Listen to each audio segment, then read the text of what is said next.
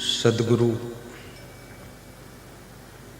कबीर साहिब का नाम आपने सुना है। कभी कभी उनके ज्ञान को भी सुनने का सौभाग्य प्राप्त हुआ है। महान संत कबीर साहिब से किसी भक्त ने प्रश्न पूछा है,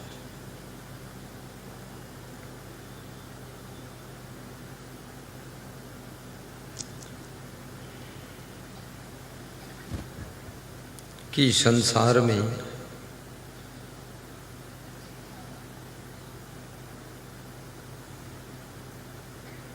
परमात्मा का निवास कहाँ है, भगवान कहाँ रहता है।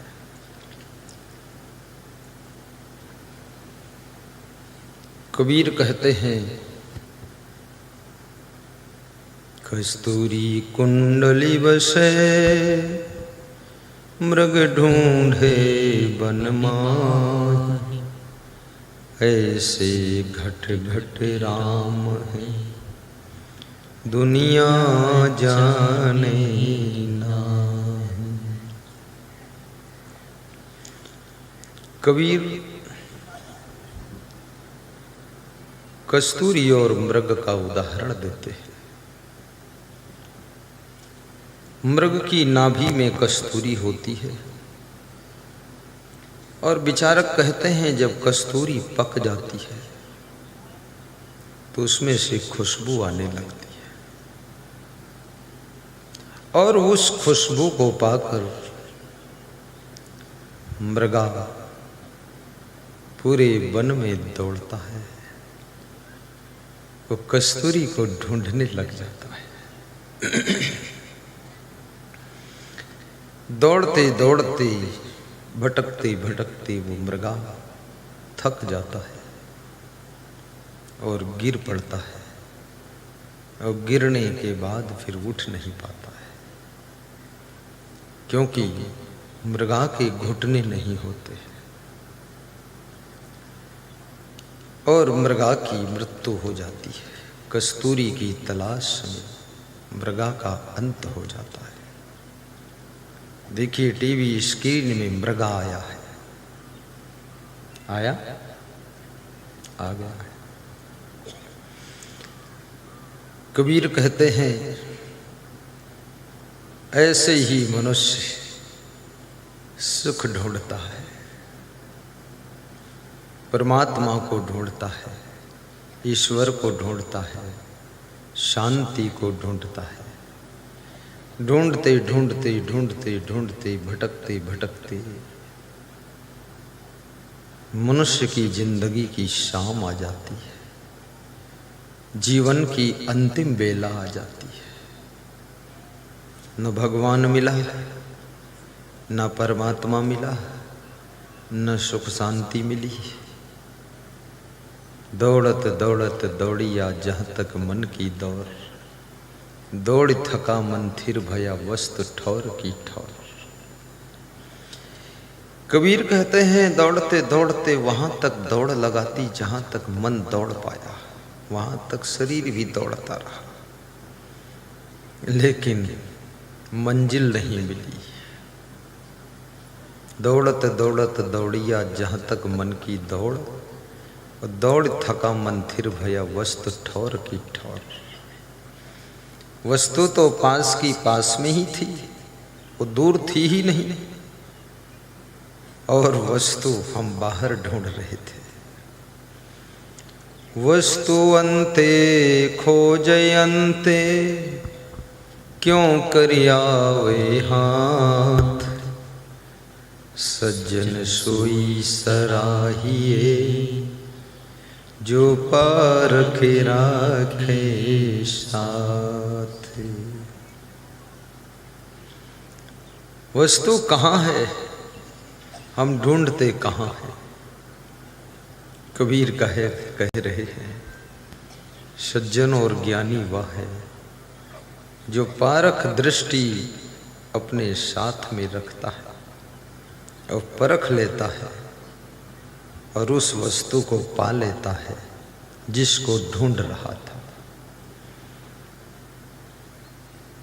वस्तुअंते खोजयंते क्यों करियावे हाथ। एक व्यक्ति ऑफिस जा रहा था, सर्विस करता था, लेकिन वो चश्मा लगाता था।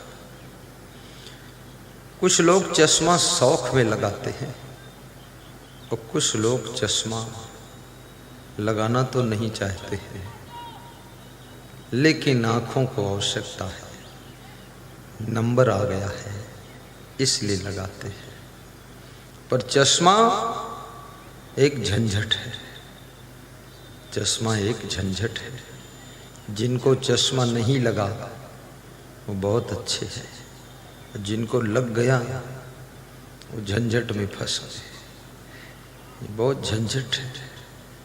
चश्मा लगने के बाद थोड़ा सा स्पीड कम हो जाती है, क्योंकि हर समय ऐसा एहसास होता है कि कुछ लटका हुआ है।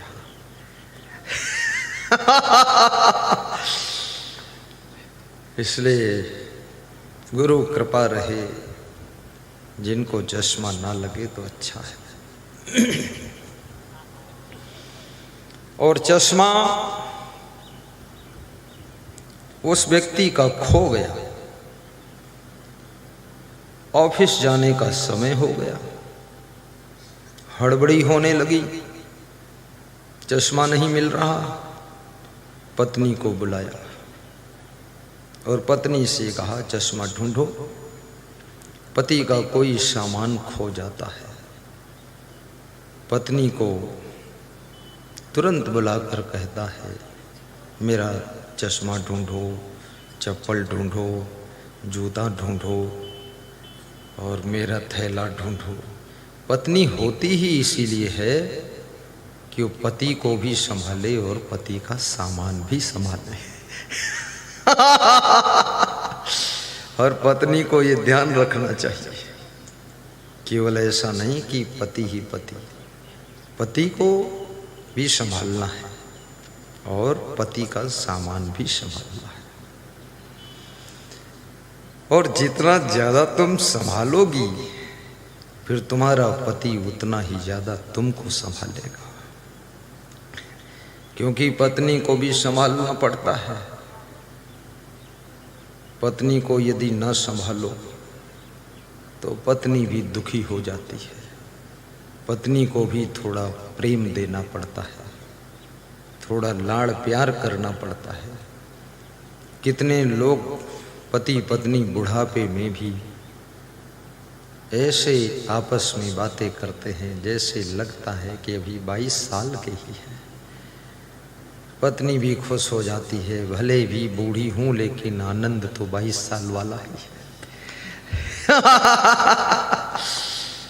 और संभालना ये संसार में बड़ी महत्वपूर्ण बात है। संभालने वालों के लिए ही ये संसार स्वर्ग है, और जो संभाल न पाए उनके लिए संसार नरक है। रंजीत साह ध्यान देना।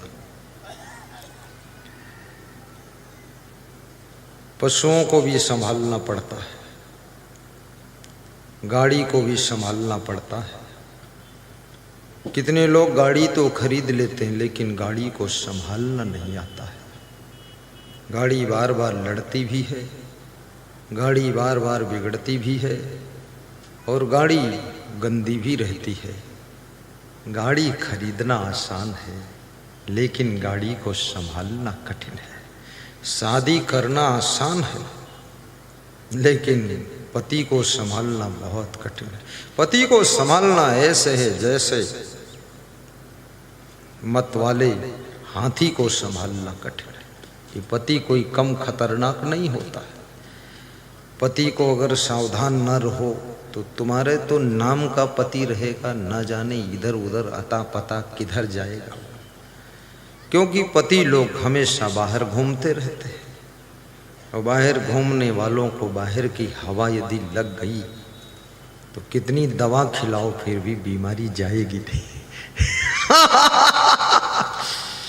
तावे हसर की न लागी हवा, ऐसा दुनिया में कोई बसर ही।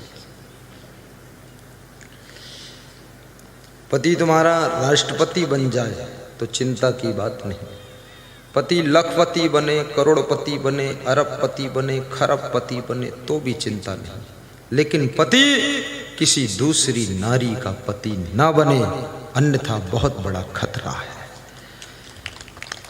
और बहुत सी ऐसी भी नारियां हैं जो दूसरे के पति को भी सेकंड नंबर का पति बना लेती है।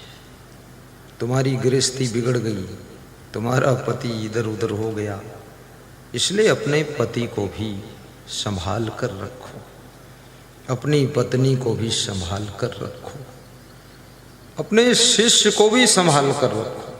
हाँ हाँ, इधर देखो ना, ये शिष्य लोग देखो, सीधे बैठो, इनको भी संभालना पड़ेगा। और गुरु को भी संभाल कर रखो, क्योंकि गुरु बहुत कीमती चीज है। गुरु कोई साधारण चीज नहीं। गुरु ज्ञान का प्रकाश देता है और गुरु को भी बहुत प्रेम देना पड़ता है। आज हमारे रितेश कुमार यादव जी कह रहे थे, सलेमपुर वाले, गुरु को भी बहुत संभाल कर रखना पड़ेगा। हमारा गुरु बहुत कोमल है, उसको संभाल कर रखना पड़ेगा, ऐसा बता रहे थे। वास्तव में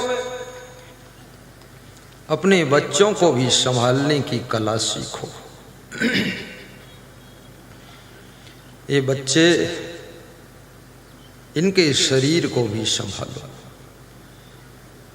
और 1.5 साल का बच्चा, 2 साल, 3 साल, 4 साल का बच्चा, 5 साल का बच्चा यदि गलती करता है, शैतानी करता है, तो उसको माँ अगर मारती है बहुत पाप हो जाएगा, क्योंकि बच्चा ज्ञान है, उसको नहीं ज्ञान है, तो मारने से भी ज्ञान होगा नहीं। इसलिए 5 साल के बच्चे को माफ कीजिए, क्षमा करके रखिए, गम खाकर रखिए, उसको ऐसा मत मारिए कि वो मरने से बाल बाल बचे। कितनी स्त्रियां अपने बच्चे को इतना मारती हैं, जब मारना शुरू करती है तो ऐसा लगता है कि आज ये मार ही डालेगी, तो उसके सास ससुर बचाते हैं आकर, तो सास ससुर पर नाराज हो जाती है। तो सास ससुर भी सोचते हैं क्या है ये, बहू है कि एटम बम है, क्या है ये, इतना मारती है ये। बच्चों को मारने से बहुत बड़ा पाप लग जाता है, इसलिए छोटे बच्चों को मत मारो, क्षमा करिए। चाणक्य कहते हैं, लाड़ेत 5 वर्षाणि 10 वर्षाणि ताड़येत। बालक के साथ में 5 वर्ष तक लाड़ प्यार करो। आहा, और 5 वर्ष से जब और बड़ा हो जाए, 5 से लेकर 16 साल की उम्र तक कड़ी दृष्टि और कड़ा अनुशासन रखो। और 16 साल से ऊपर हो जाए तो माता पिता को अपने पुत्र को मित्र समझना चाहिए, उसे फिर पुत्र नहीं समझना चाहिए, क्योंकि अब नौजवान हो चुका है, समझदार हो चुका है। अभी भी अगर नट बोल्ट टाइट करोगे ना, तो बेटा एक दिन मुड़कर खड़ा हो जाएगा तुम्हारी तरफ, सीना तान कर बोलेगा, पिताजी अब बहुत कुछ हो गया, अब अलग अलग रहो तो ठीक रहेगा। तो ऐसी स्थिति क्यों आने दो। चलना संभल संभल के। आहा, गा दूं? एक लाइन है, गा सकता हूं? महिला बोल, गा देता। 2 दिन की जिंदगी में मत दाग तो लगाना। जिंदगी 2 दिन की है सिर्फ, एक दिन वो जिस दिन जन्म हुआ, दूसरा वो दिन जिस दिन मृत्यु हुई। तो बीच के ये 50 साल 80 साल ये क्या है?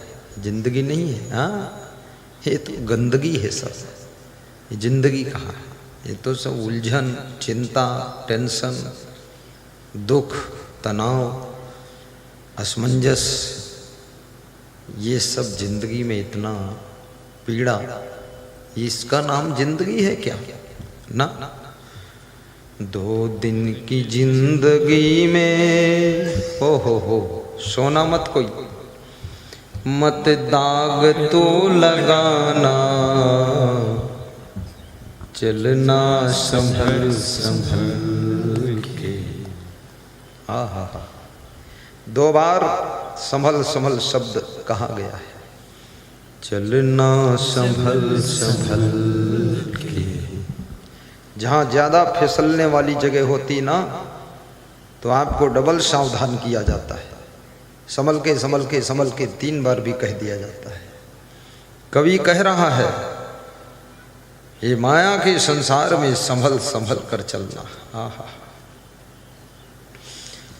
चलना संभल संभल के, चलना संभल संभल के।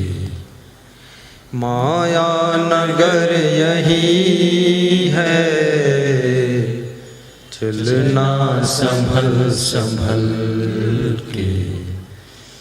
माया नगर यही है, चलना संभल संभल के। ये माया नगर है। यहाँ जो संभल संभल कर चलता है वही मंजिल पर पहुँचता है, अन्यथा फिसल कर गिर जाता है। नशा में फिसल जाओगे, नाना प्रकार की बुराइयों में फिसल जाओगे, जुआ ताश में फिसल जाओगे, झूठ प्रपंच में फिसल जाओगे, मोह में फिसल जाओगे। मनुष्य तो एक है, फिसलने के लिए अनेक साधन है।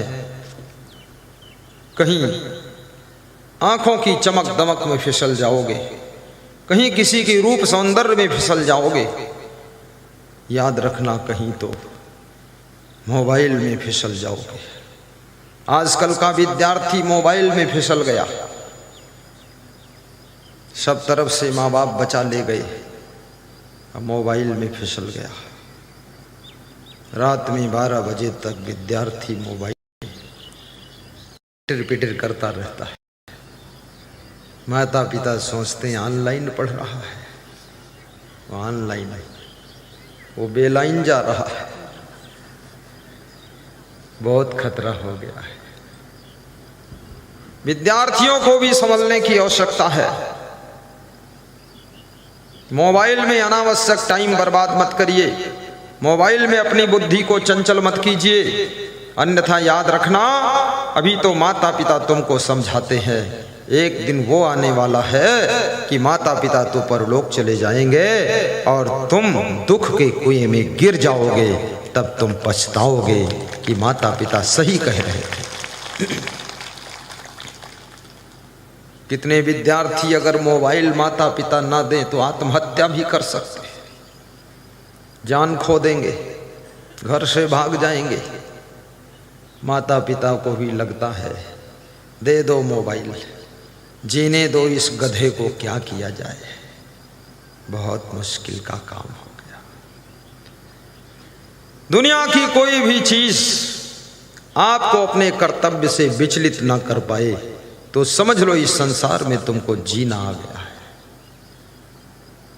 कोई भी चीज तुमको आकर्षित करके कर्तव्य के पथ से इधर उधर कर देती है तो समझ लेना तुम माया के गुलाम हो गए हो। माया को जीतिए, माया जीत बनिए, माया तीत बनिए, माया में डूबिए मत। अपने माँ बाप को भी संभालिए। बूढ़े माँ बाप, यदि उनका ख्याल नहीं करोगे तो उनका मन दुखी हो जाएगा। रोज उनके पास में भी दूर हो तो उनको मोबाइल लगाइए। पिताजी ठीक तो हो ना, मम्मी कैसे हो, जैसे है तैसे है, लेकिन पूछ लेने से वो कहेगी ठीक हूँ बेटा। बहू को चाहिए अपने सास ससुर को फोन लगा ले। बहुएं सास ससुर को फोन कम लगाती है, अपने माँ बाप को ज़्यादा लगाती है। और बहुओं को चिंता इसी बात की है, मेरे माँ बाप की सेवा मेरी भाभी खूब करे। और मैं तो सोचता हूँ सभी बहुएं अगर अपने अपने सास ससुर की सेवा करने लग जाएं तो किसी के माँ बाप भटकेंगे ही नहीं, सब सुखी रहेंगे। क्योंकि हर बेटी किसी न किसी की बहू है। अपने अपने सास ससुर को संभाल लो, बस फिर चलना संभल संभल की माया नगर यही है। अपने घर को भी संभालना चाहिए, ठीक से घर बनाइए और घर को संभाल कर रखिए। छोटे छोटे सामान को भी संभालिए, क्योंकि संभालोगे नहीं सामान भी इधर उधर हो जाएगा। और अपने आप को भी संभालिए, ये बहुत बड़ी बात है। तुम दुनिया भर का तो संभाल रहे हो, खुद को नहीं संभालते हो। कितने लोग बहुत बड़ा बिजनेस संभालते हैं, बहुत बड़ी खेती बाड़ी संभालते हैं, घर परिवार संभालते हैं, देश दुनिया संभालते हैं, नेतागिरी संभालते हैं, लेकिन अपने शरीर को नहीं संभाल पाते हैं, स्वस्थ नहीं रख पाते हैं, व्यायाम नहीं कर पाते हैं, वर्जिश नहीं करते हैं, एक्सरसाइज नहीं करते हैं, पदयात्रा नहीं करते हैं, जिससे शरीर में भयंकर रोग प्रवेश कर जाते हैं और उनका शरीर बर्बाद हो जाता है। शरीर को भी संभालिए। धीरू भाई अंबानी इतना बीमार हुए कि 3 साल विदेश में अस्पताल में पड़े रहे, शरीर नहीं संभाल सके, इतना बड़ा रिलायंस का बिजनेस संभाल लिया। मैं कहूँगा अपने शरीर को भी संभालो।